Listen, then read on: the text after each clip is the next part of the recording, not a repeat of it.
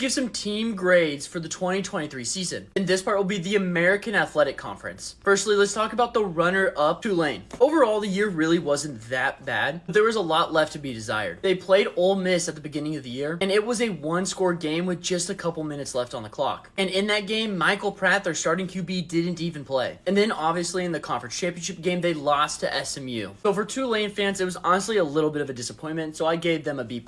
Next, we got Memphis. Going 9-3 this year was a big improvement from their 7-6 record last year. They looked really good this year, and I think next year they could be the top group of 5 team. So for that, I give them an A-.